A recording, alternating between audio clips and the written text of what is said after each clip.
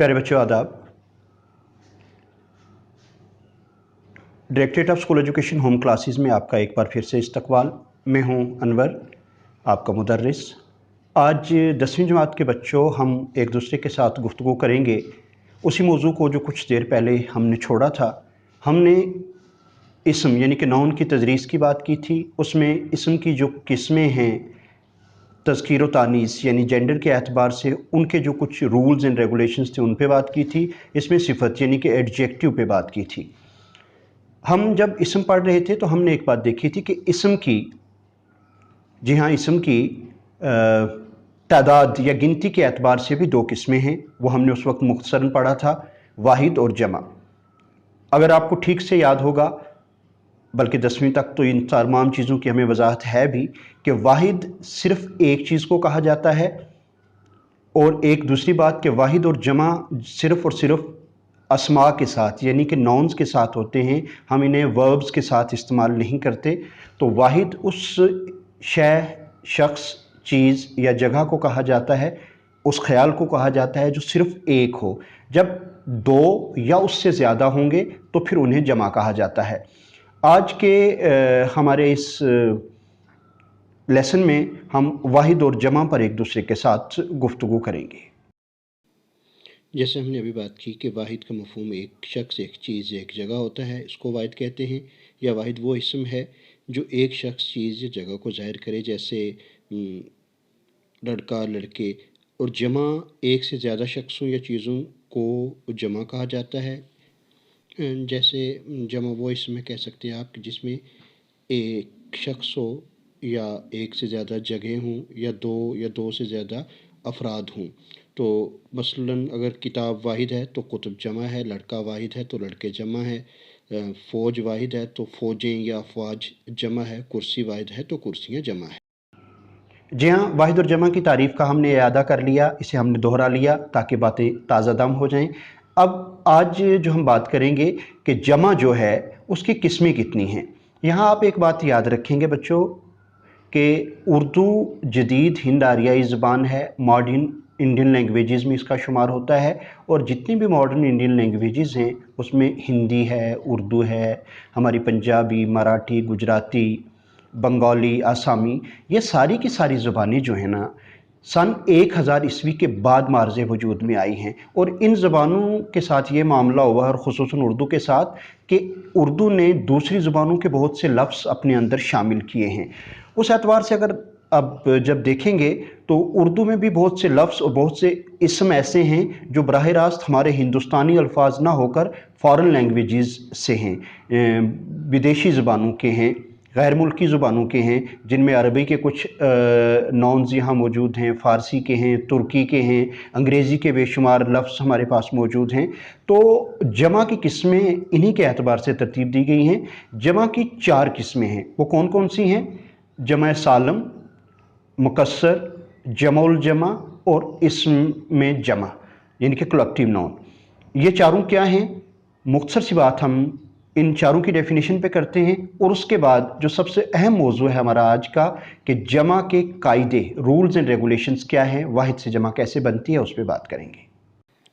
जमा सालम की बात किए लेते हैं। वाहिद से जमा बनाते वक्त इस बात का ख्याल रखा जाता है कि अगर वाहिद इसम के हरूफ में किसी भी किस्म की कोई तब्दीली ना हो, यानी कि जो हरूफ हैं, जो उनकी तरतीब है, यानी कि जो उस लफ्ज़ का इमला है, उसमें अगर कोई तब्दीली ना हो और उसी में कुछ और अल्फाज का इजाफ़ा करके जमा बनाया जाए तो उसे जमाए सालिम कहा जाता है।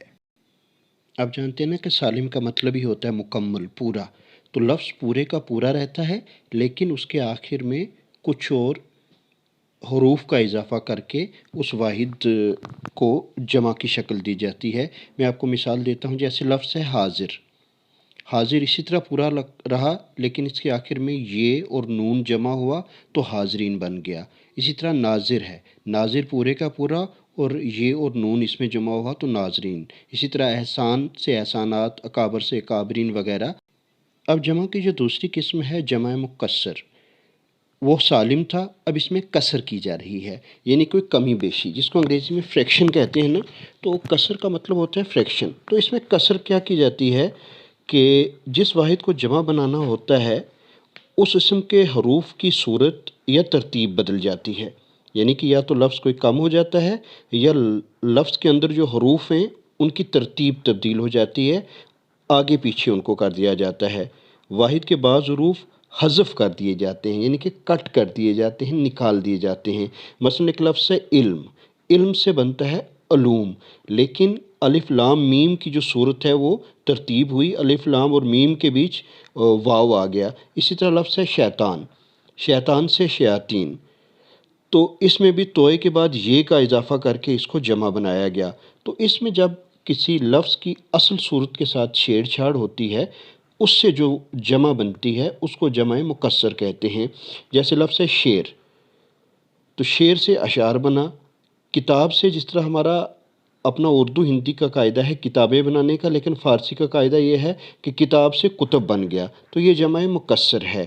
اور اسی طرح لفظ سطر سے ہمارے ہاں تو سطریں بنتا ہے، لیکن فارسی میں سطور بنا ہے، تو اس کی ترتیب بھی بدلی، یہ ہوئی جمع مکسر۔ اب اس کے بعد جو تیسری صورت ہے جمع کی، وہ جمع الجمع ہے۔ جمع الجمع کیا ہے کہ ایک لفظ واحد ہے، پھر آپ نے اس کا جمع بنایا اور پھر جمع کی اور بڑی جمع بنائی، لیکن یہ جو قاعدہ ہے صرف اور صرف عربی کے لفظوں پر ہی لاگو ہوتا ہے۔ آپ جانتے ہیں نا ہماری زبان میں، جیسے میں نے پہلے بھی کہا کہ فارسی اور عربی کے بہت سے الفاظ شامل ہیں، تو جو عربی کے لفظوں کی جمع بنتی ہے یہ قاعدہ جمع الجمع کا صرف انہی پر لاگو ہوتا ہے۔ اس کی کچھ مثالیں میں آپ کو بتاتا ہوں کہ جیسے رسم کی جمع رسوم ہے، لیکن پھر رسوم کے آگے اور جمع بنا دی گئی ہے رسومات۔ اسی طرح ہم کہہ سکتے ہیں جیسے ایک لفظ ہے جوہر، جوہر سے ہے جواہر، جوہر ایک ہوتا ہے، جواہر دو یا اس سے زیادہ ہوتے ہیں، لیکن اس کی جمع مزید کیا بنا دی گئی ہے؟ جواہرات۔ تو اس طریقے سے ہم کہہ سکتے ہیں کہ جمع الجمع جو ہے وہ جمع کی بھی جمع ہوتی ہے، لیکن یہ پھر سے یاد رہے کہ یہ قاعدہ صرف عربی کے جو لفظ ہیں ہمارے ہاں ان پر لاگو ہوتا ہے۔ اب اس کی کچھ مثالیں دیکھتے ہیں۔ واحد میں دیکھیں میں نے خبر لکھا ہے، اس کی جمع ہے اخبار، لیکن اخبار کی بھی جمع جب بنتی ہے تو اخبارات بن جاتی ہے۔ اسی طریقے سے وجہ، وجوہ، وجوہات، لقب، القاب، القابات وغیرہ، رسم، رسوم، رسومات، یہ جمع سے جمعۃ الجمع بنی ہے۔ اب اس سے آگے کی بات کریں کہ جمع کی جو چوتھی صورت ہے وہ اسم جمع ہے، یعنی کہ یہ اسم اپنے آپ میں ہی جمع ہوتا ہے۔ بہت سے ایسے اسم ہیں اردو زبان میں، ہندی میں بھی، کہ جو جب جمع کی صورت میں بھی بولے جاتے ہیں تو بظاہر وہ واحد ہی نظر آتے ہیں، لیکن جب ہم انہیں بولتے ہیں تو وہ ہی لفظ جمع کے معنی میں بھی استعمال ہوتا ہے۔ اس کی مثالیں اگر ہم دیکھیں تو جیسے لفظ ہے قوم، تو بہت سی قومیں جب جملے میں آئے گا تو ہے، لیکن قوم واحد بھی ہے اور قوم ہی جمع ہے۔ دستہ ہے یا فوج ہے یا گچھا ہے یا جماعت ہے، جماعت چونکہ ایک شخص پر مشتمل نہیں ہوتی، بہت سارے لوگ اس میں ہوتے ہیں، لہٰذا اس کو جماعت کہا جاتا ہے۔ جب کہیں گے کہ یہ ہماری جماعت ہے تو کمرہ جماعت میں جتنے بھی بچے ہیں وہ مجموعی طور پر اس کا حصہ ہو جائیں گے۔ یا پھولوں کا گچھا، جب ہم گچھا بولیں گے تو پہلے سے ہی پتہ ہے کہ یہ واحد ہے لفظ بے شک، لیکن اس میں بہت سے پھول شامل ہیں جن کا یہ گچھا بنا ہے۔ اور فوج کی بات کی تھی تو فوج ایک آدمی کی نہیں ہوتی، بہت سے آدمیوں کی ہوتی ہے، لہٰذا ایسے اسم جو واحد ہوتے ہیں لیکن پھر بھی جمع، تو اس لیے اس میں جمع ان کو کہا جاتا ہے۔ پیارے بچوں، ہم بات کر رہے تھے کہ جمع کی، پلورل کی کتنی قسمیں ہیں۔ ہم نے 4 قسموں پر بات کی، سالم، مقصر، جمع الجمع، اور آخر میں ہم نے بات کی اسم جمع یعنی کہ کلیکٹیو نون پر۔ لیکن اب سوال یہ پیدا ہوتا ہے کہ جب ہم ایک واحد سے جمع بناتے ہیں تو کیا اپنی مرضی سے بنا لیتے ہیں یا اس کے لیے کچھ رولز اینڈ ریگولیشنز، کچھ قاعدے مقرر ہیں؟ تو جناب جب اس کی بات ہوتی ہے تو اس کے لیے بھی رولز ہیں۔ سب سے پہلے ہم وہ چند رول دیکھیں گے جو مذکر اسموں پہ، یعنی کہ جو ہمارے نر اسماء ہیں ان پر جن کا اطلاق ہوتا ہے، جو ان پہ لاگو ہوتے ہیں۔ پہلے ہم ان قاعدوں کی بات کریں گے، پھر اس کے بعد آگے بڑھتے ہیں۔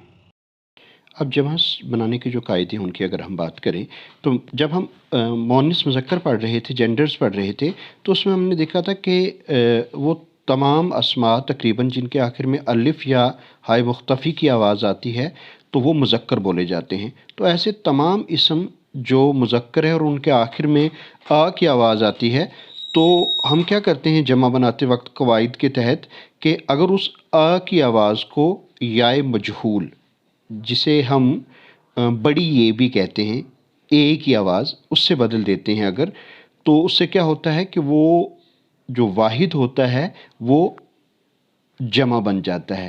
مثال دیکھیے، لفظ گھوڑا ہے، گھوڑے کا اگر الف ہٹا کر اس کی جگہ یائے مجہول بڑی یہ لگا دی جائے تو بن جاتا ہے گھوڑے۔ تو آ ہٹا کے اے لگایا یعنی کہ الف ہٹا کر یائے مجہول یعنی بڑی یہ لگائی تو جمع بن گیا۔ اسی طرح کتا سے کتے، بندہ سے بندے، لڑکا سے لڑکے وغیرہ جمع بنتی چلی جاتی ہے۔ یہ تھا واحد سے جمع کا ایک طرح سے کہہ لیجیے کہ پہلا اصول۔ اگر ہم دوسرے اصول کی بات کریں تو ہمیں بہت سارے اسم ایسے بھی ملتے ہیں جن کے آخر میں الف اور نون گنا ہوتا ہے۔ تو اس صورت میں ان کو اگر جمع بنانا ہو تو کیا کیا جاتا ہے کہ اس کو حمزہ یہ اور نون گنا سے بدل دیا جاتا ہے، یعنی کہ ہٹا کر این لکھ دیا جاتا ہے۔ جیسے دھواں ہے، دھواں میں سے دال ہے واؤ کو رہنے دیا، الف اور نون گنا کو ہٹا کر حمزہ یہ اور نون گنا لگا دیا تو دھواں سے جمع ہو گیا دھوئیں۔ اسی طرح کنواں ہے لفظ جس سے پانی بھرا جاتا ہے، اس کے آخر میں بھی الف نون گنا ہے، الف نون گنا آپ ہٹائیں اور کیا بن جائے گا؟ کنویں۔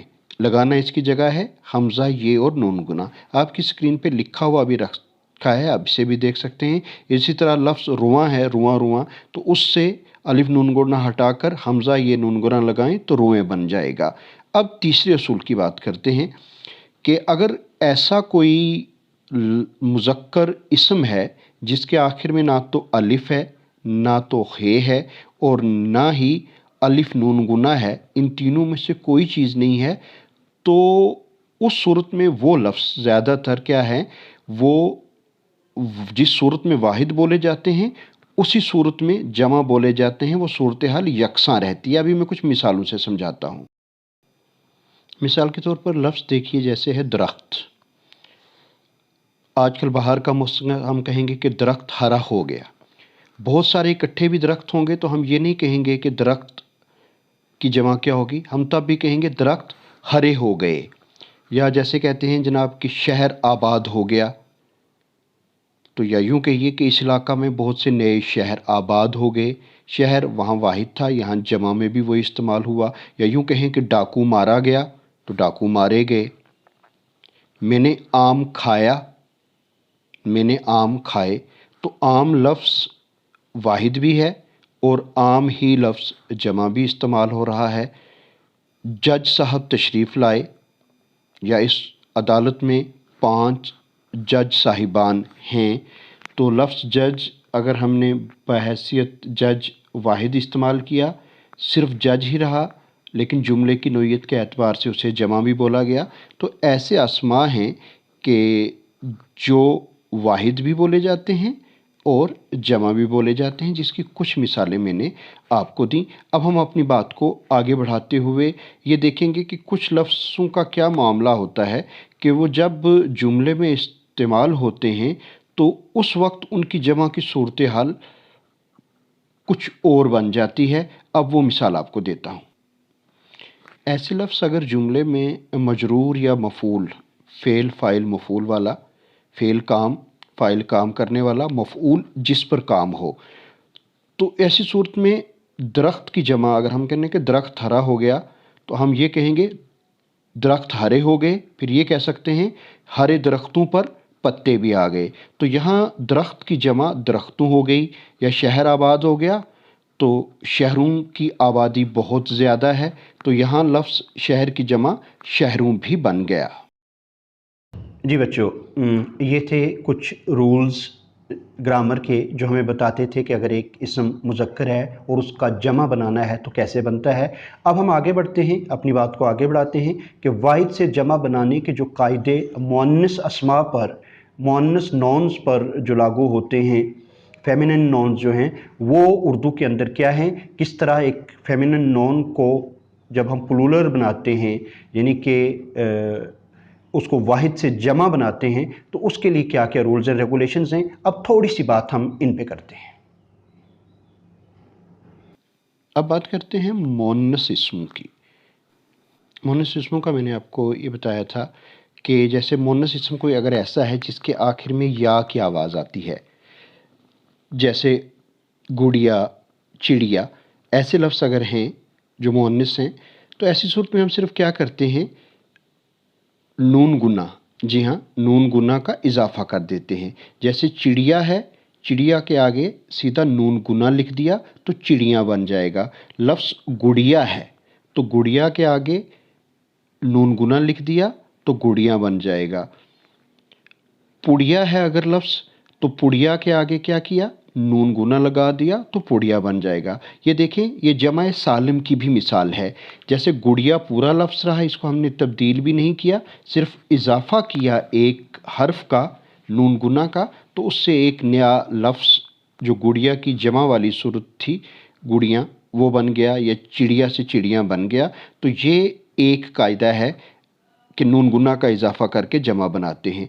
अब बहुत सारे मुअन्नस लफ्ज़ ऐसे हैं जिनके आखिर में याए मारूफ, जिसे हम निक्की ये या छोटी ये भी कहते हैं, ई जिसके कहते हैं हिंदी की बड़ी, उसकी आवाज़ होती है। जैसे कहानी, लड़की, बकरी। तो ऐसे जितने भी हमारे पास इसम है, मुअन्नस इसम, इसमें क्या हम करते हैं कि इसमें ये की आवाज़ के बाद अलिफ और नून गुना का इजाफा करते हैं।